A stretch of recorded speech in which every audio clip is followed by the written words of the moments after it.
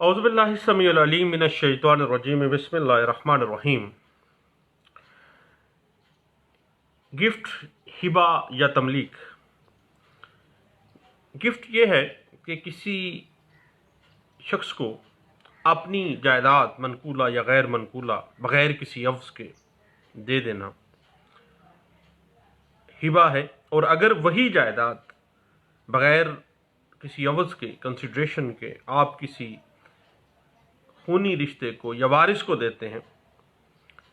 تو وہ تملیک کہلاتا ہے۔ گفٹ کرنے والا اعلان کرے اور قبول کرنے والا جو ڈونی ہے وہ اسے قبول کرے، اور ڈونر جو ہے وہ ڈونی کو اس چیز کا قبضہ دے دے، اس کے بعد ہبہ کمپلیٹ ہو جاتا ہے، گفٹ کمپلیٹ ہو جاتا ہے۔ اس حوالے سے 2014 YLR page 1712 Peshawar high court, 2018 MLD page 739 اور 2018 CLC پیج 1535B جو ہے وہ اس بات کی انٹرپریٹیشن کرتا ہے۔ اور یاد رکھیے گا کہ تینوں جو ہبہ کے گفٹ کے انگریڈینٹس ہیں، offer, acceptance and delivery of position, اگر ان میں سے کوئی ایک انگریڈینٹ بھی مسنگ ہو جائے یا وہ ڈیلیپیڈیٹ ہو جائے تو پورے کا پورا گفٹ جو ہے وہ ڈیلیپیڈیٹ ہو جائے گا، شیکی ہو جائے گا اور وائڈیبل ہو جائے گا۔ اس حوالے سے 2018 CLC پیج 1838B جو ہے وہ آپ کو اس بات کی انٹرپریٹیشن دیتی ہے۔ PLD 2017 Sindh high court page 105 اور 2016 MLD پیج 594D اسی بات کی انٹرپریٹیشن دیتی ہے۔ Offer, acceptance and delivery of position basic ingredients ہیں، حتیٰ کہ اگر ڈیلیوری آف پوزیشن نہیں ہوئی ہے، آفر ایکسیپٹنس ہوئی ہے تو پھر بھی قطعی صورت جو ہے وہ ہبہ مکمل نہیں ہے۔ اس حوالے سے 2015 MLD پیج 1008B جو ہے اس بات کی انٹرپریٹیشن دیتی ہے، اور 2015 CLC پیج 719 جو ہے اس بات پہ بہت اچھے انداز سے انٹرپریٹیشن دے دیتی ہے۔ یاد رکھیے گا کہ اگر آفر ایکسیپٹنس کو ثابت نہیں کیا جاتا، دونوں میں سے کوئی ایک چیز بھی مسنگ ہو جاتی ہے، صرف ڈیلیوری آف پوزیشن دینے سے بھی ہبہ مکمل نہیں ہوتا ہے۔ اس بات کی انٹرپریٹیشن 2011 YLR پیج 82 اور 2010 SCMR پیج 342 میں سپریم کورٹ آف پاکستان نے بڑے اچھے انداز سے اس بات کو انٹرپریٹ کیا گیا تھا، اور یہ واضح کر دیا گیا تھا کہ mere transfer of possession to donee was not sufficient to constitute a valid gift under the law. Offer and acceptance both are the basic ingredients which has to be proof. اور burden of proof آپ کو پتا ہے کہ beneficiary of gift پہ ہے۔ اس بات کی انٹرپریٹیشن آپ دیکھنا چاہیں 2018 SCMR پیج 139B میں اس بات کو انٹرپریٹ کیا گیا تھا۔ اس کے بعد یاد رکھیے گا کہ اگر ہبے کے وقت ڈونی موجود نہیں ہے تو دین ایکسیپٹنس کا کوئی سوال ہی پیدا نہیں ہوتا ہے۔ اگر ایکسیپٹنس نہیں ہے تو ڈیلیوری آف پوزیشن ڈونی کو کیسے دی گئی ہے؟ اگر کوئی ایسا معاملہ نہیں ہے، کیا وہ جو گفٹ ہے کیا وہ رجسٹرڈ کروایا گیا یا نہیں کرایا گیا ہے؟ اب یہ تمام چیزیں ایسے ایک کیس کے اندر ایسے فیکٹس ہیں، ایسے سرکمسٹانسز سامنے آ جاتے ہیں، ایسے کویسچنز آف فیکٹ سامنے آ جاتے ہیں جو کہ ڈائریکٹلی انڈیکیٹ کر دیتے ہیں کہ the Hiba is not complete. اور اس بات کی انٹرپریٹیشن 2018 MLD پیج 739 اور 2016 YLR پیج 1248 میں کی گئی تھی۔ اس کے بعد یاد رکھیے گا کہ ہبہ ایک باقاعدہ طور پر offer, acceptance and delivery of possession کے ساتھ ایک پوری مکمل ٹرانزیکشن ہے، اور ہبے کے گواہان، ہبے کے شناخت کنندگان اور ہبہ رجسٹرڈ کرانے کی صورت میں ریونیو آفیسر اور متعلقہ پٹواری کو اگر آپ اس کیس میں بطور گواہ پیش نہیں کرتے ہیں تو آپ ہبہ کیسے ثابت کر سکتے ہیں؟ ہبہ ایگریکلچرل لینڈ میں خاص طور پہ یہ کیس لا بہت زیادہ لیڈنگ رول ادا کرتا ہے۔ 2018 MLD پیج 739 اور 2006 CLC پیج 1009 واضح کر دیتا ہے کہ جب بھی کسی ایگریکلچرل لینڈ کی ہبا کیا گیا ہے تو وہ گفٹ کس وقت ہوا ہے، کن گواہان کی موجودگی میں ہوا ہے، کنہوں نے اس دونوں پارٹیز کی شناخت کی ہے اور اس کو رجسٹرڈ کروایا گیا ہے باقاعدہ رجسٹریشن ایکٹ 1870 کے تحت. تو ریونیو آفیسر جس کے پاس وہ باقاعدہ رجسٹریشن کی گئی ہے، جس پٹواری کے پاس وہ اس کا اندراج کیا گیا ہے، اس تمام کو بطور گواہان بلانا ضروری ہے، ادروائز تو پھر آپ کی ایگریکلچرل لینڈ کا جو گفٹ ہے دیٹ از دا شیکی. اس کے بعد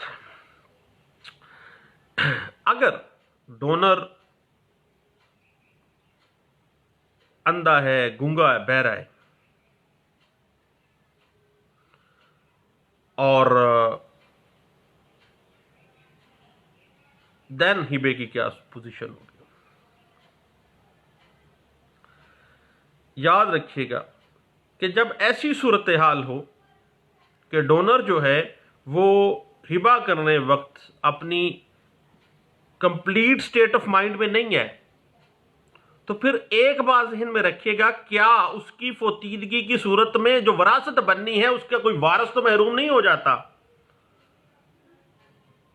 اس بات کی انٹرپریٹیشن 2014 YLR پیج 1575 میں کی گئی تھی، کیونکہ اپنے جو وارثان ہیں ان کو چھوڑ کر دوسرے لوگوں مثلا اپنے بھائی کو، اپنے کزنس کو، اپنے نیفیوز کو یا اپنے چچا زاد جو بیٹے ہیں ان چچا زاد بھائی ہیں ان کے حق میں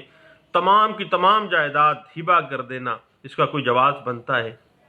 کیونکہ جائیداد ہمیشہ جب بھی ہبا کی جاتی ہے کوئی نہ کوئی موٹیو پیار محبت ہوتا ہے. اور اگر ایسی صورتحال بن جاتی ہے کہ آپ غصے کی صورت میں کسی شخص نے ہبا اپنے اصل وارثان کو محروم کرنے کے لیے دوسرے لوگوں کے نام کر دیا ہے اور offer acceptance and delivery of possession شیکی ہو جاتے ہیں، بعد میں کوئی معاملہ اس طرح خراب ہو جاتا ہے، تو یاد رکھیے گا کسی کو وراثت سے محروم کرنے کے لیے جو ہبا کیا گیا ہے، دانستگی کے ساتھ کیا گیا ہے، وہ ہمیشہ ہبا جو ہے وہ مکمل نہیں، وہ ریووک ہو سکتا ہے. اس حوالے سے 2018 YLR page 82 Lahore high court اس بات کی انٹرپریٹیشن کرتی ہے. ایک بڑی ٹیکنیکل سی بات ہے کہ ہبے کی صورت میں ایک جائیداد کا اگر دعویٰ ہبے کے اوپر چل رہا ہے اور اسی پراپرٹی کا ایک ہبا چل رہا ہے اور اسی پراپرٹی کے اوپر ایک اور ہبے کا کیس آ جاتا ہے، تو کیا وہ مینٹینیبل ہوگا؟ یاد رکھیے گا 711 کے تحت دیکھیے گا کہ پہلا جو کیس ہے وہ ہبے کی بنیاد پہ چل رہا ہے، اتنی دورانیے میں ایک اور جب تک اس کی ڈیسائیڈ نہیں ہوا اس وقت تک ایک اور کیس آ گیا ہے کہ جی اس کو بھی ہبا کیا گیا تھا، سیم پراپرٹی یا سیم پراپرٹی کا کیس چل رہا ہے. تو ایسا جو دعویٰ ہے بعد میں آنے والا وہ خارج کیا جاتا ہے اور 2014 YLR پیج 1630 جو ہے اس کیس کی انٹرپریٹیشن کرتی ہے.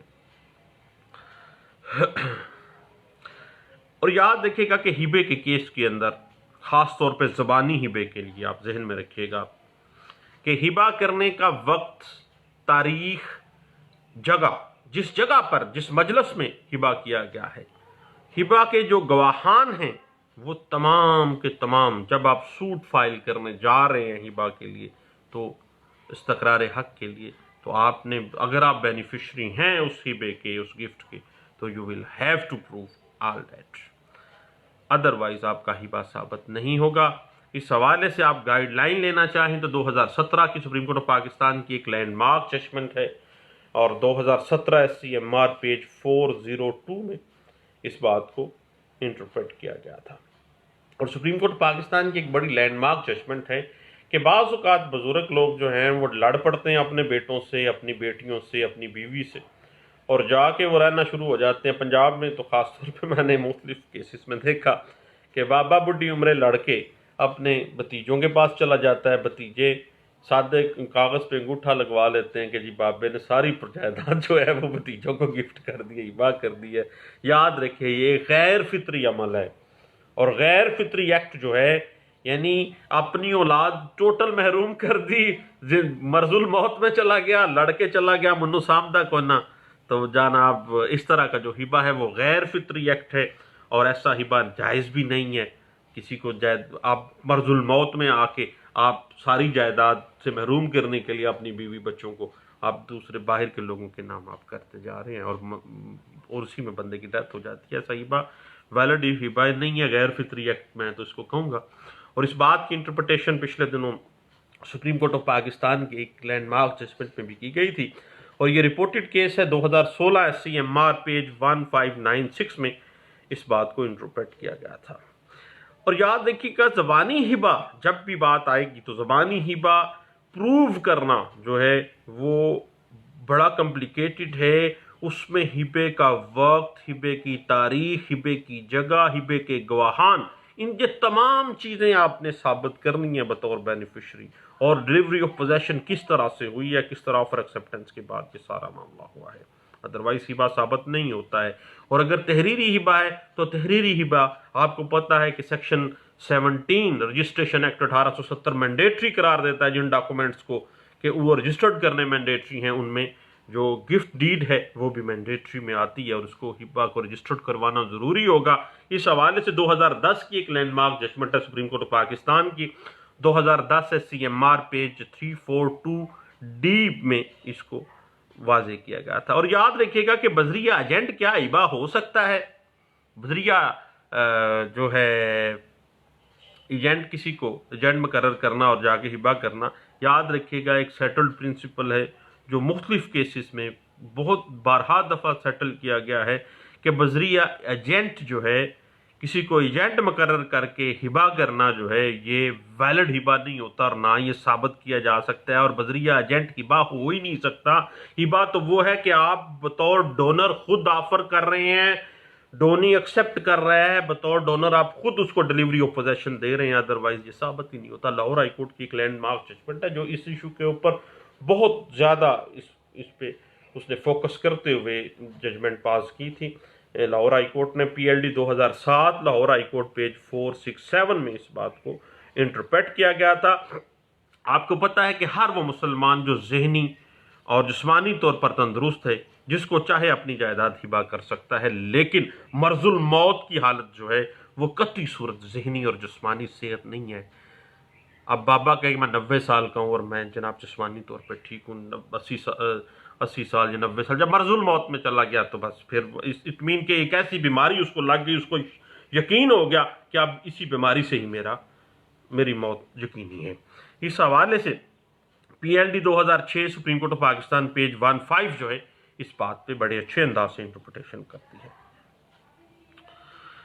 لے جی جہاں تک معاملہ ہے تحریری ہبے کا، تحریر کنندہ کے ساتھ گواہان offer acceptance and delivery of possession کے وقت، اور جس رجسٹرار نے اور جس پٹواری نے اس ہبے کی رجسٹریشن کی ہے، it mean there is something good bona fide ہے، تو دین ہبہ جو ہے وہ ثابت ہو سکتا ہے، کیونکہ اس میں offer acceptance, delivery of position with appropriate appraisal of evidence جو ہے وہ ہر چیز ثابت ہو جاتی ہے۔ تو اس حوالے سے 2004 supreme court of Pakistan SCMR page 1734 جو ہے وہ آپ کو بہت حد تک اس بات کی انٹرپریٹیشن دے دیتی ہے۔ اب پچھلے دنوں ایک کیس آ گیا، اس میں واضح یعنی جو کوسچن آف لا پٹ ہوتا تھا اس میں یہ تھا کہ ایک ہبہ رجسٹرڈ کروایا ہے ایک آدمی نے، جب ہبہ رجسٹرڈ ہو گیا ہے تو اب وہ ریووکیشن کے لیے محکمہ مال کے پاس جا رہا ہے، پٹواری کے پاس جا رہا ہے، ADLR کے پاس جا رہا ہے، یا ڈپٹی کمشنر ریونیو کے پاس جا رہا ہے۔ یاد رکھیے گا کہ رجسٹرڈ ہبہ کو ریووک کرنے کے لیے محکمہ مال کے پاس یا محکمہ مال کی کسی افسر کے پاس، حتیٰ کہ ڈپٹی کمشنر جو ہے ہوتے ہیں ان کے پاس بھی کوئی اختیار نہیں ہے کہ وہ رجسٹرڈ ہبے کو ریووک کر دیں۔ رجسٹرڈ ہبے کو یا ان رجسٹرڈ ہبے کو، دونوں صورتوں میں کوئی بھی ہبے کو ریووک کرنے کا اختیار صرف اور صرف سول کوڈ کے پاس ہے، اس کے بعد کسی کے پاس نہیں ہے۔ اس حوالے سے ایک جو لینڈ مارک ججمنٹ جو بعد میں بارہا دفعہ 2019 تک مختلف کیسز کے اندر آپ دیکھیں گے کہ وہ ریوزٹ کی گئی ہے، 2001 CLC پیج 19 میں اس بات کو جو ہے انٹرپریٹ کیا گیا تھا۔ لیں جی ہبے کا conceptual study under the Pakistani civil law framework جو ہے ہم اس پہ انشاءاللہ ڈسکشن کرتے رہیں گے، گپ شپ لگاتے رہیں گے. دعاؤں میں یاد رکھیے گا. کورٹ جانے کا سب کا وقت ہوا جاتا ہے. Thank you. اللہ حافظ.